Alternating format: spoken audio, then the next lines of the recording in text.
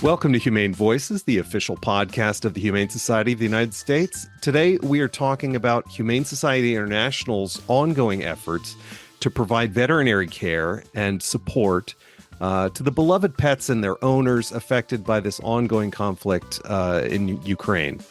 Our special guest today is the Executive Director of HSI Europe, Ruud Tombrock. Welcome to the show, Ruud. Thank you for having me, Chad. Absolutely. So I read this news story just yesterday. We scheduled this really quickly. Thank you so much for coming on so quickly. This news story about our ongoing work in Ukraine. The story is kind of about a partnership between Humane Society International and the Ukrainian Red Cross. So how are we working together and helping these people impacted by this conflict? Thank you for asking, Chad. So Ukraine obviously is a country at war. And because of the war, many people had to and still have to flee their homes and move to a safer part of the country. Imagine for a second that you what that means for people. If you have to leave your home with a suitcase and 2 shopping bags and move to a temporary place to stay, no income, no work. Separated from people you love, that you know, and the Red Cross helps these people with blankets, food, hygiene kits, that kind of basic humanitarian aid. Now, many people in Ukraine have pets and are struggling to take care of their pets. And imagine also for a second what it means to be separated in a forced way from your companion animal. So together with the Red Cross, we have set up a national pet care program. So people who receive that aid from the Red Cross will, with this program, also receive support to take care of their animals. For example, pet food, cat litter boxes, pet carriers, veterinary care like tick and flea prevention. So our aim is to, by the end of this year, have helped 100,000 animals and 40,000 pet guardians in Ukraine with this program. That's incredible. Wow. Over 100,000. That's amazing. So tell me first about the Red Cross. I mean, this is such a great partnership for us. How's that going? How long's that been going? We started the partnership, I think about 5 or 6 months after the conflict started. So Okay. A year and a half now. Okay. Wow, that's amazing. But we've got, and along with this partnership that's going, we've got other activities working in Ukraine as well. It's not just this partnership. We're doing other work to help out. Yeah, absolutely. So for example, we work together with an organization called Homeless World. They run a mobile veterinary clinic in Ukraine. So they drive around with that car, which has all the necessary veterinary equipment on board, and they pick up animals that they see who are injured or are in need, and bring them to a clinic if surgery is needed. And these animals can then recover in their rehabilitation center and made ready for adoption.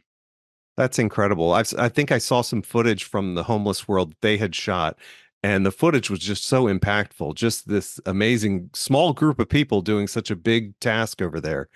And they work with a lot of volunteers there, Chad, and there is so much passion in these people to help animals, because the people haven't asked for it, but the animals haven't asked for this situation as well. And it is, again, this is so important for the animals, but also for the people. So pets in times of crisis provide comfort and a sense of normality. Pets can be so incredibly important for the mental well-being of children and adults.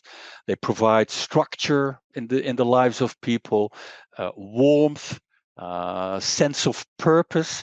and the forced separation means just an extra blow for people, and then many negative effects for the animals, obviously too. So we're doing what we can to keep them united. Yeah. So we're in surrounding countries too. Is that right? Like, I mean, people are leaving Ukraine but some are staying in Ukraine. So we're kind of all over the area. So the situation has changed compared to the situation as it was right after the conflict started. Okay.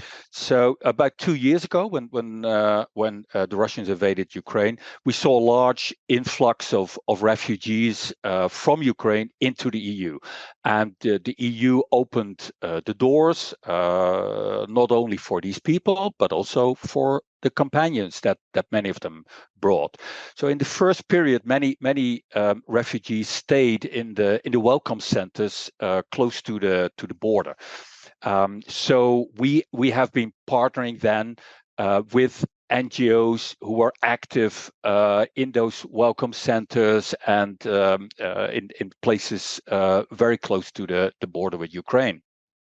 Now, and the aim always was to keep these people united with their companion animals by again providing food, veterinary care, but also make travel for them to other destinations in the EU possible with their companions. So Right. we talk to bus companies, we talk to airlines, and bought pet carriers for them to make it possible to take their animal with them.